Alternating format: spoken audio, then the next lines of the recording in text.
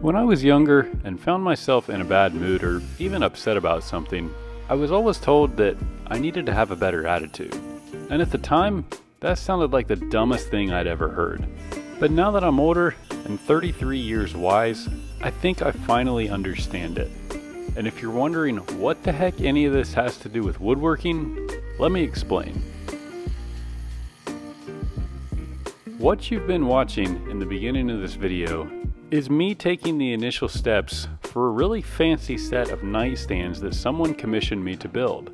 Now unfortunately, after I was already halfway through the build and had already purchased materials, they contacted me saying that they didn't want the nightstands anymore, leaving me with these panels that I had already made for those nightstands. So while it might have been reasonable to get on social media and bash their name and maybe even slash their tires, instead, I took this as a challenge to see if I could repurpose those panels into an even better piece. And what ended up happening actually changed my entire perspective on this whole woodworking gig.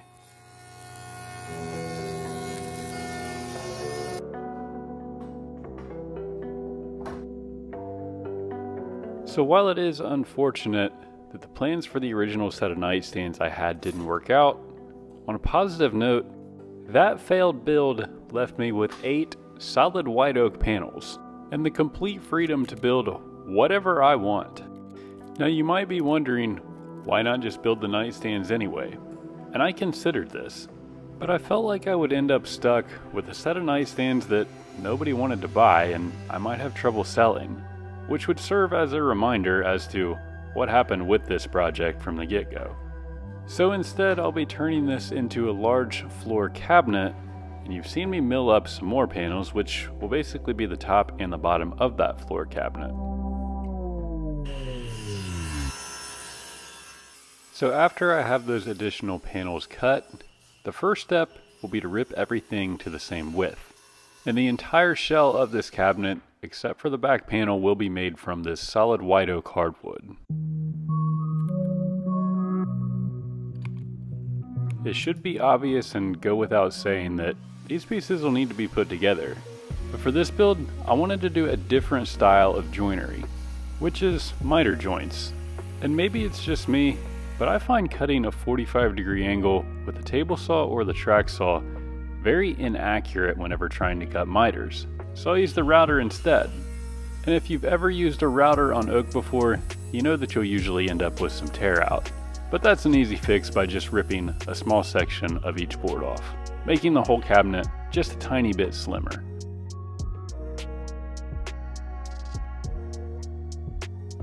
Now these miter joints actually have 2 problems. The first being that these are going to be impossible to hold together whenever we do a glue up of this. That concern can actually be fixed easily with the domino, which is pretty self-explanatory.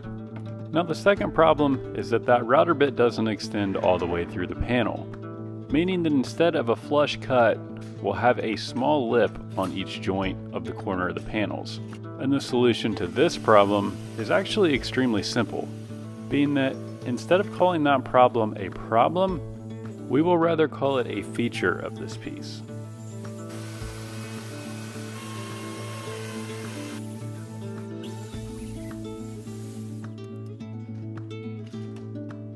So if you were paying attention in the very beginning of the video, you may have noticed that those nightstand panels were completely connected together with dado style mortise and tenon joints. And despite having changed the entire composition and build of the piece I'm trying to make, I thought it would be a unique challenge to complete this new piece using the same type of joinery that I intended to use on those original nightstands.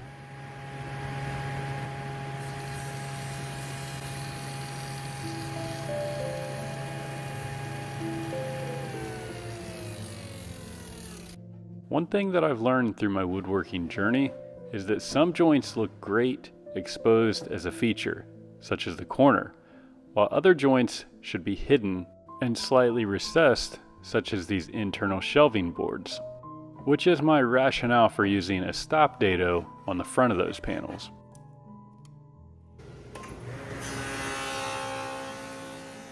Now up to this point, the grain orientation of the entire shelf frame of this cabinet is going the same way on each panel, so we don't have to worry about wood movement. The back panel of this cabinet, however, will have opposing grain direction, and unfortunately there's nothing we can do about the direction of the grain. So instead, we use an oak veneer plywood panel to prevent any concerns about wood movement, which of course requires us to cut an additional groove in each panel for that plywood panel to sit down in.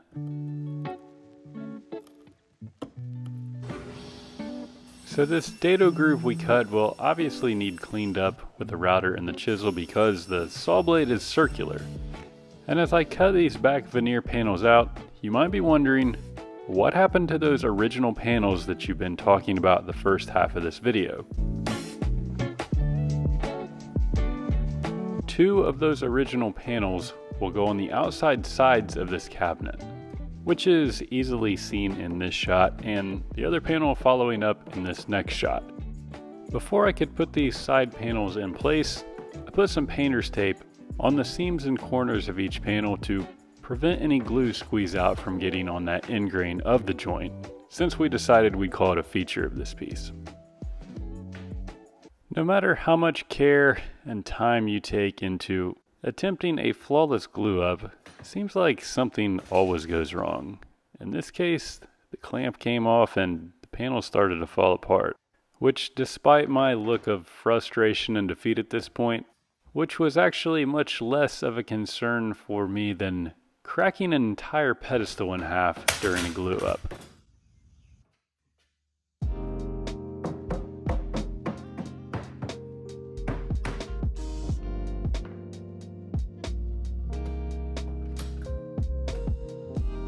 Anyway, with a little reconfiguration of each of the panels, I finally got this thing glued together. And if you hadn't caught it yet, that center internal panel is one of those original panels that we had to begin with. So at this point, we've used 3 of those 8 original panels, meaning that we still have 5 to use somewhere else in this cabinet. I've actually only seen this type of joinery done one other time. That other time was actually by me on a coffee table I built a couple years ago. And while that coffee table did turn out great, the corner joints could have been better due to a minor amount of glue squeeze out. So while that tape turned out to be a great idea to prevent any glue squeeze out, it took some extra time to peel all that tape where I had it too far down in each of the seams. Despite the extra time, in my opinion, it was worth it, because once that glue soaks into the end grain, you're really not going to be able to sand that out, and it'll definitely show after the stain is applied.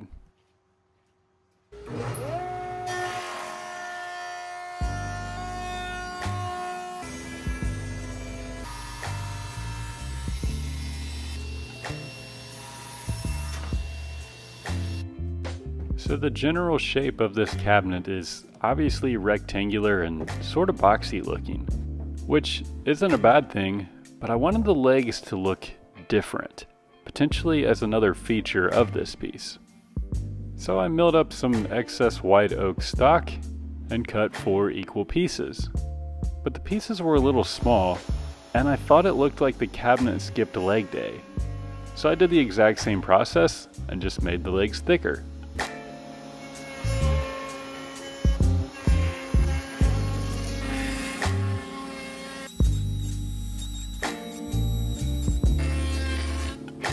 So I mentioned that I wanted the legs to look different, and by that I mean the opposite of rectangular, square, and boxy.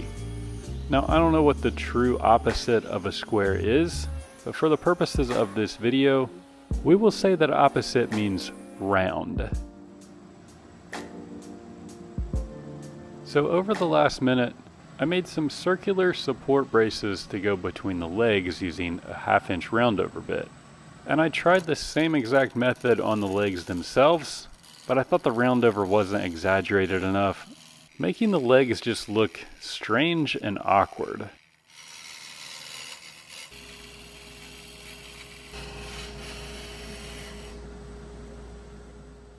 I had invested in this lathe probably 6 or 8 months ago with the intention of getting into wood turning, but honestly I've just been too busy with other projects.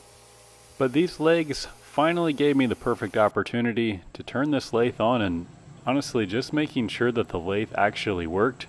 This is the first time that I've even had the thing turned on.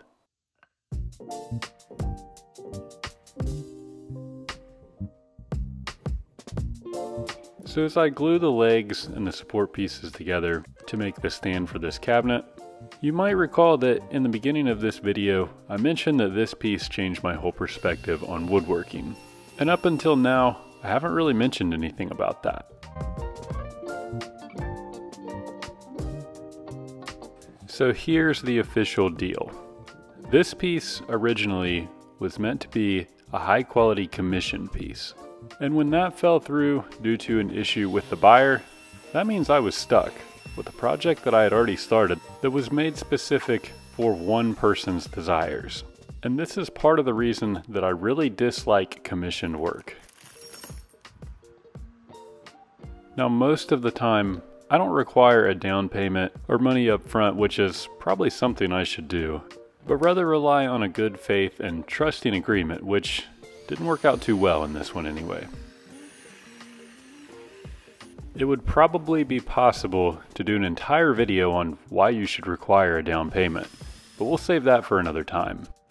Instead, the objective and focus of this piece was to create something that would be desirable, something high quality that someone would want in their home. Now, if you've ever done any woodworking, and especially if you've built a piece for someone, you know that one of the hardest parts of this craft is pricing. While pricing is another topic that probably deserves its own video, I've always just tried to come up with a price that I thought was fair. Now, I'm by no means an expert when it comes to woodworking or building furniture. In fact, I would say I'm not even close. But what I would say is that over the past few years, I've developed the skill set to build some pretty nice pieces of furniture. These pieces of furniture are also built properly that will last for a very long time.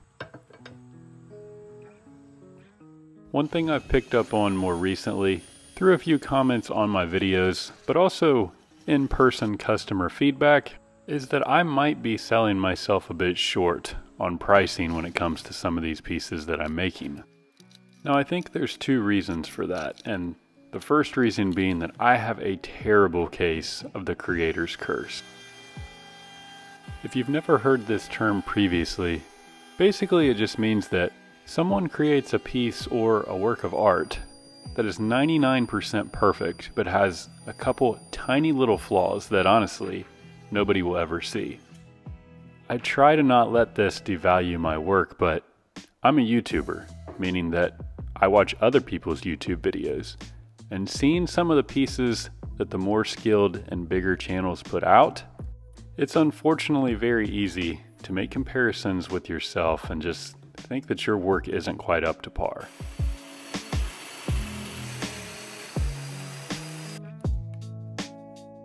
The second reason is that I've been limiting myself to sales in my local area only. Now, I'm not faulting my hometown for this whatsoever, but I live in a smaller area where most people try to get things as cheap as possible and don't really want to spend thousands of dollars on furniture. The easy solution to this problem is obviously shipping, which is something I haven't done in the past, but when I really sat down and thought about why, every excuse that I came up with was just that, an excuse. I had always kind of thought that shipping was a complicated process that would require obviously to build a big box, find a shipping company, load everything up, and then pay an expensive fee to ship the item. While all that is true, recently I came to the realization that if I can build this cabinet and I can build some of the dining tables that I've built before, I'm kidding myself if I say that I can't build a shipping crate for this. And as far as the costs go, well, if somebody wants this piece bad enough, they'll be willing to pay for shipping. This is an absolutely massive hurdle that I have failed to overcome up until this point of my woodworking career. but coming to the realization that you can essentially buy anything off of the internet. In fact, you can even buy a house off of Amazon that they will ship to you. Realizing all of this made me understand that I need to explore other options with the availability of these pieces that I'm building, which is why for the first time on my channel, I'll be offering the actual piece in the video up for sale on my Etsy site.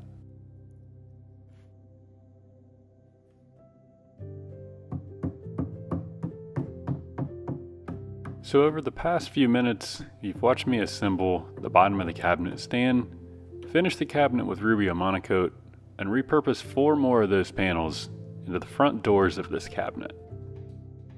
So really all that's left to do is put those doors back on, and you'll also see me put some battens across the back of the doors to prevent the panels from cupping, since they're actually made with hardwood. So as this piece finally comes together, I want to circle back to the beginning of the video, specifically the part about having a better attitude. When the nightstand project first fell through, I put those 8 panels in the corner where they sat for a long time. I thought about cutting them back up or even putting them in the burn pile, but for some odd reason, I thought they might serve a purpose at some point.